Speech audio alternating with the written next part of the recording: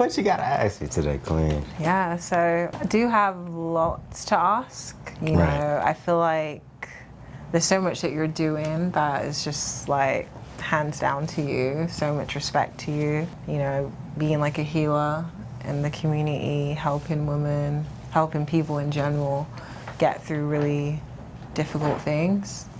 So, yeah, I want to know the flow of that. So, why am I being so awkward asking these Right. questions? Right, she What's acting going like on? I'm this getting is professional. right. We talk every day, girl. Right. You know what's up. Yeah.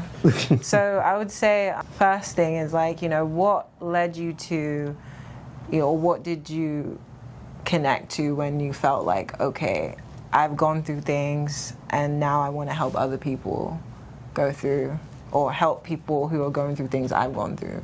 Like, what led you to be vulnerable to open up that door? To be honest, there was a couple different things. Like, I always wanted to, like, inspire people. You know, I kind of wanted to be the light. I just didn't necessarily know how. I thought it was going to be through movies at first, you know. And I think as I was online more, I started seeing other people share their journeys and be transparent. And I always wanted to do content too, you know, so I'm not necessarily sure what led me to it. I think it was just me. I think it was just part of what I was supposed to be doing in a sense, because even when I relate back to like when I was a youngin' with that first Call of Duty, with that first YouTube video, when I'm squeaking and shit like that, like 2013 or something like that, it was a cheat code video.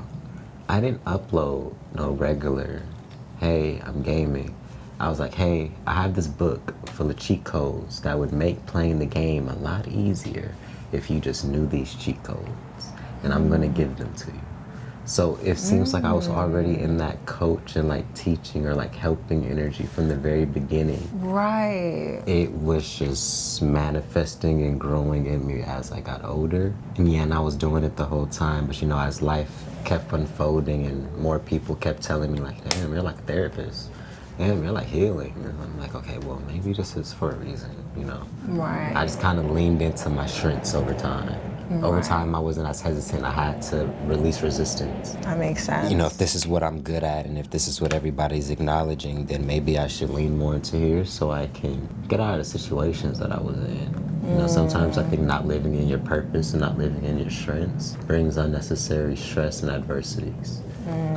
When all you need to do is step into who you were. And I just think I was learning that as I was growing up. That's why it's kind of like I'm not sure where it came from or where it sparked.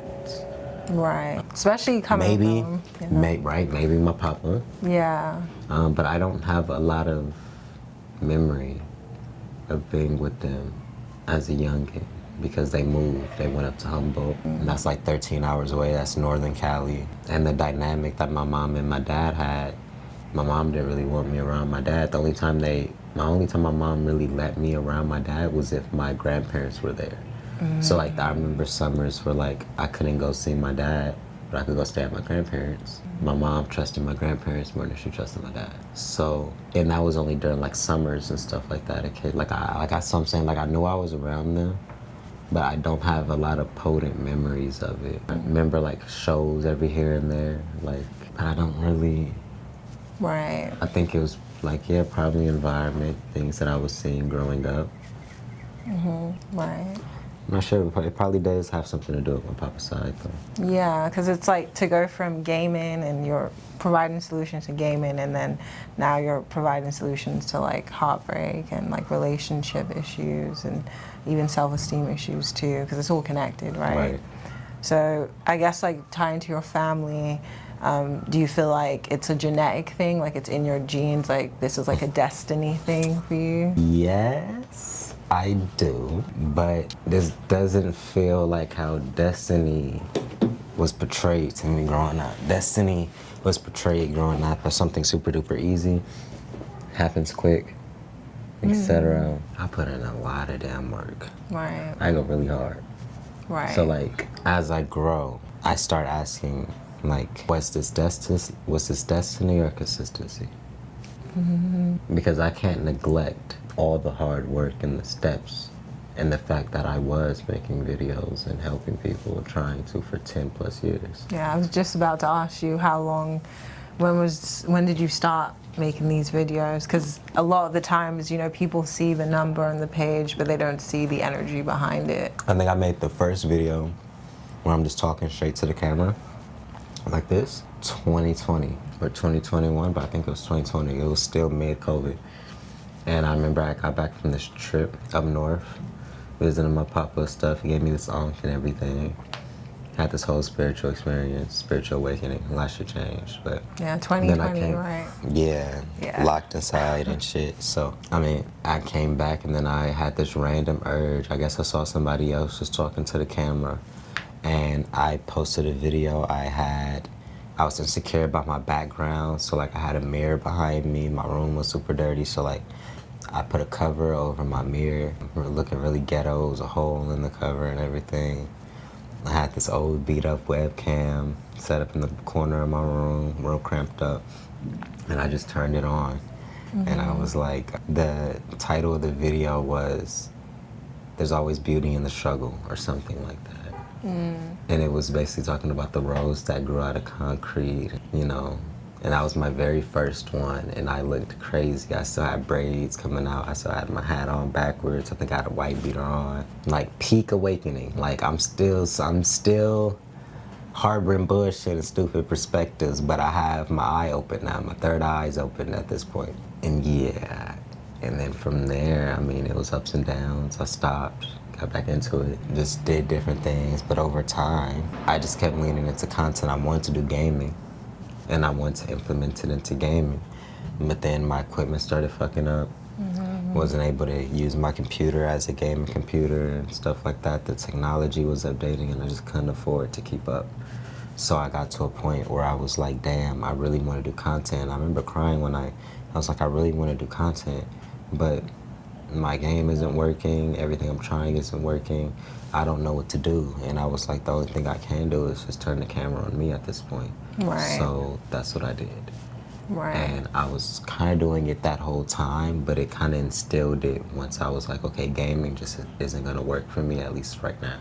Okay. Because I was holding on to gaming heavy. Like I always like was talking to people, gave little speeches and shit like that. And people used to call me like the wise homie, and they'll be like, that's gonna be the rich homie one day, and all that other type of shit. Like I swear to you, like that was always things I would say. 'Cause I guess I just, the way that I talk or like my focus or something, I don't know. But granted, I was always around kind of hood niggas, so it's like maybe the caliber of smart wasn't that high. No, I'm not saying that with no disrespect, but it's Yeah. like when you're like used to a certain environment, Right. just simply thinking out the box, they'll salute you for it because there's so many people thinking inside the box. Just a slight thought outside the box could bring you so much because of how many people are stagnated by that one singular thought. That's true.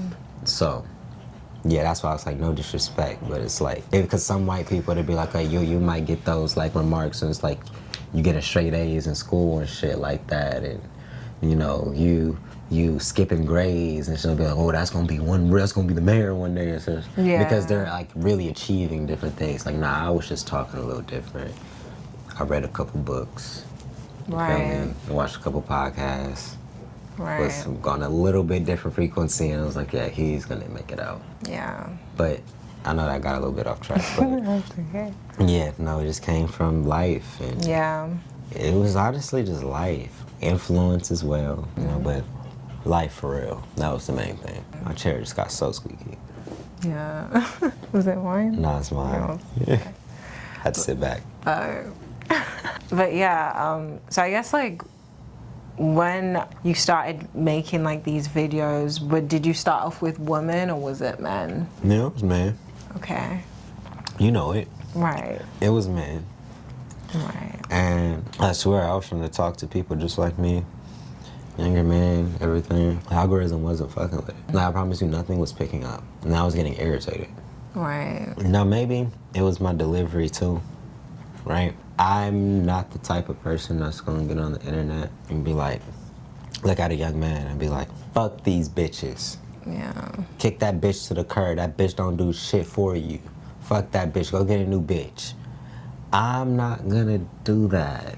Yeah. I might just say go fuck that nigga. Fuck that nigga.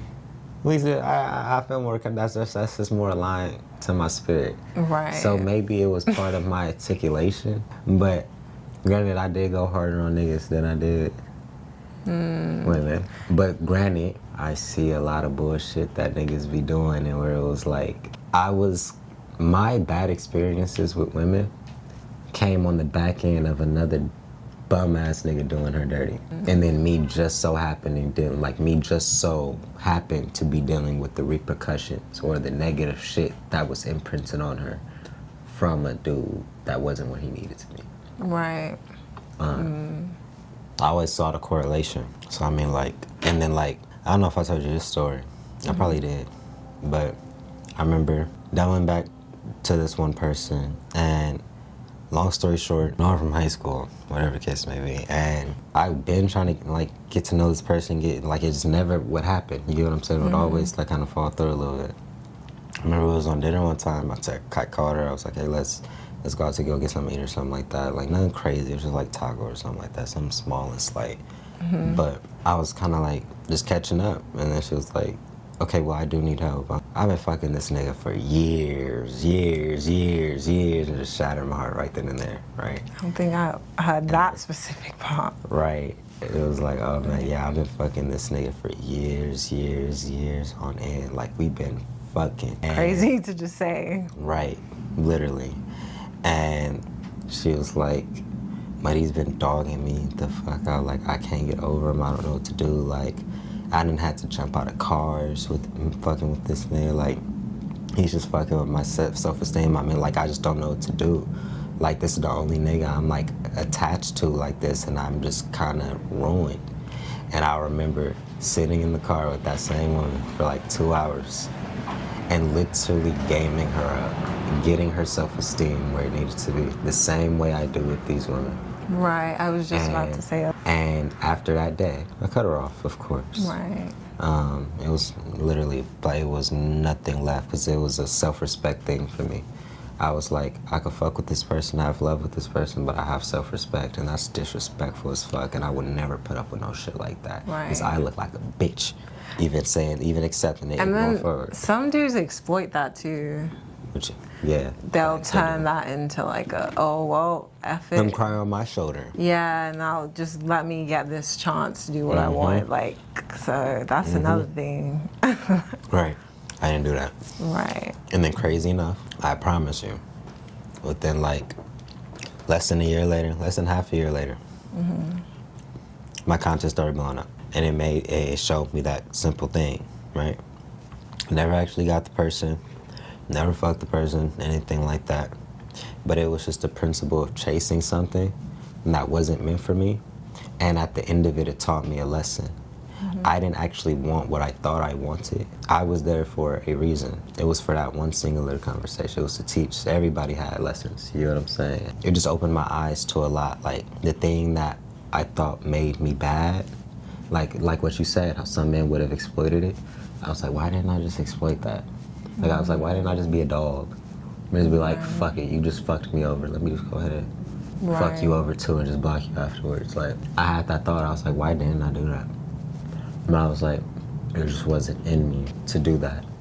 Right. It was like, I'm gonna help you, but I don't fuck with this at all, and I kind of don't fuck with you now because of what you did. So, cool, all respect, but no respect. Right. You know, like, yeah. And then that led into me helping women, because the same thing I had to help her with, I had to help these women with. Yeah. And that's how I felt like it was a spiritual thing. I was going through spiritual lessons. The woman before her, she told me I'm like a therapist. I'm helping her heal. The one before her said the exact same thing. I heard it from like the last 4 women. Right. And then that's why when it happened with that one, I was like, okay, this is teaching me something. Yeah. Then I made a rule. Literally, I made a rule. I was like, I'm no longer helping or pouring this amount of energy into women in real life, physically, because I see where that gets and I feel drained afterwards. If I'm gonna do it, it's gonna be over the internet, because then I can create some type of boundary, and it's somewhat beneficial, because I've just been doing it my whole life anyways, and I was feeling drained. Because imagine, like, right now it's balancing me out, because you guys helped me put me in a position where, like, I can make videos, I can do my passion, I can make things possible. But imagine being in a situation where you're literally like an unpaid therapist, but you're a hopeless romantic at the same time. So the same people that you're looking to be like, oh, okay, maybe this was something, they're looking at you as a therapist, and you're still not getting paid, you're not getting no repercussions, not getting anything that you want. You're just putting it all on the line and then just getting left in the cold. Yeah, because that's a thing too, where like I've noticed with like people who are very intuitive, who have gifts, you know, with healing, with seeing, it's like people want them to do everything for free. And that has been like a really big conversation online, where practitioners, people who are gifted in those areas, Speak up a little bit. practitioners, people who are gifted in those areas, you know, they're saying like, no, we have to be paid for what we're doing, because like you literally Right. feeding parts of yourself out to people. Literally. And it's like people are, you know, coming in, like, can come in very entitled, like, well, this is free, like, God gave you this gift, whatever the case is, and they feel like, no, you need to help everyone for free, but like, no, like, everyone's supposed to eat. Like, when you even look at nature, it's like everything's feeding off of everything. You know, the trees give us carbon dioxide, we give them oxygen. There's always like a, here you go, here I go. It's a very symbiotic, dynamic, like, reality we're in. So just to expect anybody who's feeding themselves out to do it for free is like a no-go. Yeah, but you see, I just didn't know it at the time because I didn't know it was a gift. Right. That's what I'm saying. So I was just living through my gift unconsciously, and it was hurting me because I wasn't consciously using my gift. Now I'm consciously using my gift. I wasn't consciously using my gift before. My gift was just me. Right. And it became low self-esteem and, you know, really getting taken advantage of and shit like that. Right, right. That's like a really big, like, that's a consistent journey amongst like people who are healers and who are in that space where you're living in it. And then it's to a point where, like, I don't know if it's like a test thing. Is that a wasp? Don't fuck with me. Don't play with me, because if No. that's a wasp, I'm getting loose. No, it looked like a dragonfly. It better be a fucking dragonfly. It better. Turn that flashlight on. It better be a... We can't. What the fuck is that? Nigga, I ain't playing with you. What is that? It can't. Why would a wasp be in here? Nigga, because it be wasp outside. Oh shit. Nigga, I don't know what it is. Fucking tweets now. Damn. Damn, Marcy. That's cool. Do we just chill? Do we just keep going? We both sitting here with our I flashes don't even out. know. Like, it's not even helping. We're just like, just whatever. Just go where you need to go. Right. Get the fuck out of here. I guess we'll just chill. We'll just let it be. Yeah. Nobody's getting attacked, so Yeah. we'll just... But yeah, right. We do. That is a consistent journey. Yeah, because it feels like as well like that. Yeah, it's not gonna bother us. No, I know. Oh, you're hilarious. All right. So back to what I was saying, what we were saying. It's a consistent journey with it. It has to be living within it, but not knowing that's their gift. So living Yeah. in their gift, just unconsciously. And I noticed there's like a testing, like where the people around you, family members, it's like they kind of make it like seem like it's not a thing. Like they kind of dismiss it. They push it down, or they'll be like, this is too much, or it comes with like a way where you have to like tune them out in a sense. Like even if it's not like cruel or intentional, it's still something like that gets tested or pushed on for you to test your spirit, I guess. Like Right. seems to be a theme. And that's honestly, that was my test. I damn near started questioning my sexuality because I was like, not literally, Okay. not literally, Like, but I meant in a way where I was like, I would run into women and they would be on dumb shit, and or they'll show me the clear opportunity to fuck them, to go down that route. And I'm like, your mental isn't where it needs to be, and I'm just not getting turned on because your spirit isn't where it needs to be, and I don't want to touch you. Right. It's not that I don't like girls, but the women that I kept running into, they were saying at a very low frequency because they were dealing with shit. And it was like, why the fuck aren't I just fucking them? Yeah. Like, they're giving me the cue. Like most dudes. Yeah, and that's what was making me question myself, because I'm like, what's going on? I'm like, I'm showing them more I showed them more respect than they showed themselves at times. Right. And it was making me be like, what's going on? Am I tripping? Do I just need to be a dog? Like, am I making life harder than it needs to be, trying to be this ultra righteous ass person? Or that's what it was like, what's going on with me? I was like, I like women, like, clearly, but why am I not going down that route with them? Yeah, exactly. And it was because my spirit was getting tested. Yeah. Now I'm at the point where I don't have the urge to touch any of my followers. Right. Any of the people I help. And that's probably because of the training damn near I had to go through in real life. Having women get sent right in front of me, and I'm damn near counseling them, and I'm restraining myself and not touching them. Right. And the relationship actually ends with that being the truth. No connection like that. Yeah. That was my test. But that's probably why I'm able to do what I do. Right, because there is a lot of, like, your audience or the people that do come to you are mainly women, so Right. it is a thing where, like, lots of men in many positions where they're around women, they usually exploit it, or Exactly. it gets really messy, and, you know, you've had that boundary, and I guess earlier on that was a test to say you're going to be prepared for when it comes. Right. And I didn't know it was a test. Right, Like, literally, I yeah, thought there was something wrong with me.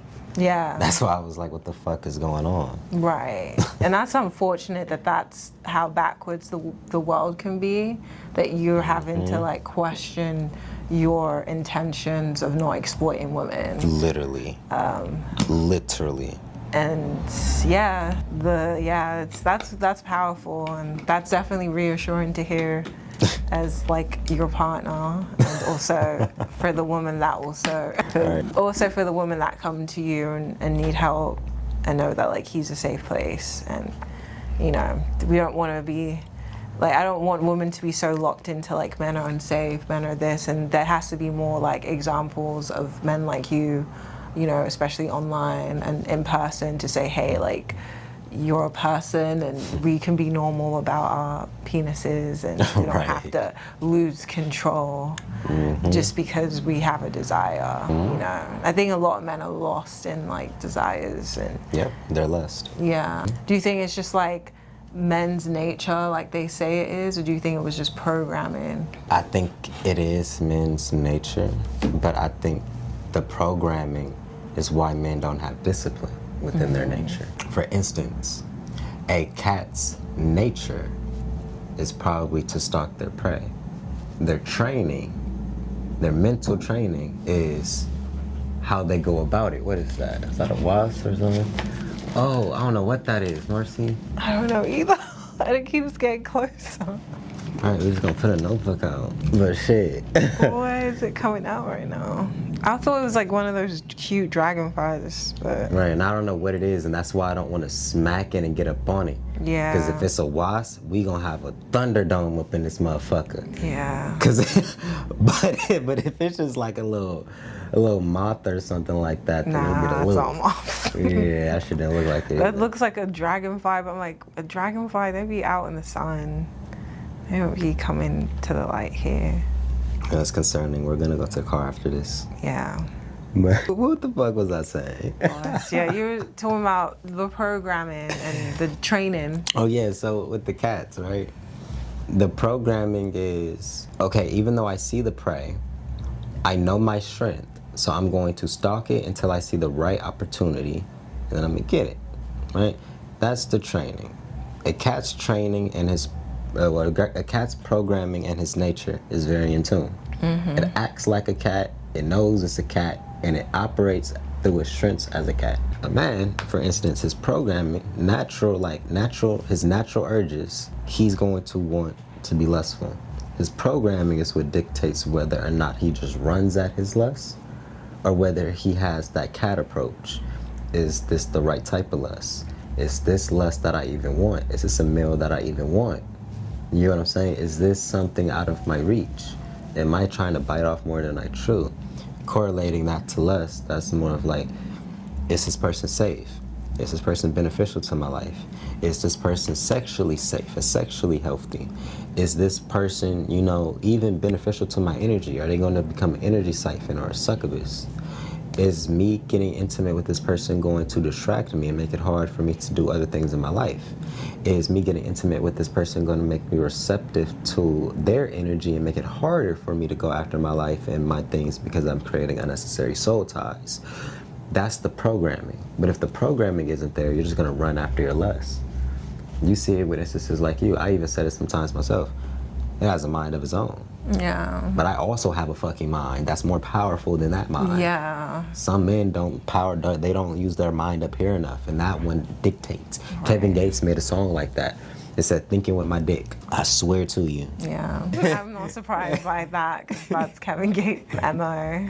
Right, that's what I mean. Because I've seen, like, there'll be men that, like, are doing so well, and they'll just destroy their lives over that area, and it's like, wow, what's happening?